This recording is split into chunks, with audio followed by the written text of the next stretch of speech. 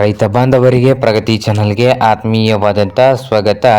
ಇಂದಿನ ಈರುಳ್ಳಿಯ ಮಾರುಕಟ್ಟೆಯ ಬೆಲೆ ಅಂದರೆ ನಿನ್ನೆ ಶನಿವಾರದ ಮಾರುಕಟ್ಟೆಯ ಅಪ್ಡೇಟ್ ಆಗಿರುತ್ತದೆ. ಇವತ್ತಿಂದು ಕೂಡ ಇಂದು ಈರುಳ್ಳಿಯ ಮಾರುಕಟ್ಟೆಯ ಬೆಲೆಯನ್ನು ನೋಡ್ಕೊಂಬರೋಣ ಬನ್ನಿ ರೈತ ಬಾಂಧವರೇ. ಇನ್ನೂ ಯಾರು ಹೊಸದಾಗಿ ನಮ್ಮ ಯೂಟ್ಯೂಬ್ ಚಾನಲ್ ನೋಡ್ತಾ ಇದ್ದರೆ ತಪ್ಪದೇ ಸಬ್ಸ್ಕ್ರೈಬ್ ಆಗಿ. ನಾವು ಮಾರುಕಟ್ಟೆಗಳ ಬೆಲೆಗಳ ಅಪ್ಡೇಟ್ ನೀಡ್ತಾ ಇರ್ತವೆ. ಚಾನಲನ್ನು ಈಗಲೇ ಸಬ್ಸ್ಕ್ರೈಬ್ ಆಗಿ. ಎಂದು ವಿಜಯಪುರದಲ್ಲಿ ನೋಡೋದಾದರೆ ಒಂದು ಕ್ವಿಂಟಲ್ಗೆ 800ದಿಂದ 1600 ರೂಪಾಯಿವರೆಗೆ ವಿಜಯಪುರದಲ್ಲಿ ಒಂದು ಕ್ವಿಂಟಲ್ ಈರುಳ್ಳಿಯ ಬೆಲೆಯನ್ನು ಹೊಂದಿದೆ. ಹಾಗೆ ಚಿಕ್ಕಬಳ್ಳಾಪುರದಲ್ಲಿ 1000ದಿಂದ 1600 ರೂಪಾಯಿವರೆಗೆ ಚಿಕ್ಕಬಳ್ಳಾಪುರದಲ್ಲಿ ಒಂದು ಕ್ವಿಂಟಲ್ ಈರುಳ್ಳಿಯ ಬೆಲೆಯನ್ನು ಹೊಂದಿದೆ. ಹಾಗೆ ಬದಾಮಿಯಲ್ಲಿ 1000ದಿಂದ 1600 ರೂಪಾಯಿ 1600 ರೂಪಾಯಿವರೆಗೆ ಬದಾಮಿಯಲ್ಲಿ ಒಂದು ಕ್ವಿಂಟಲ್ ಈರುಳ್ಳಿಯ ಬೆಲೆಯನ್ನು ಹೊಂದಿದೆ.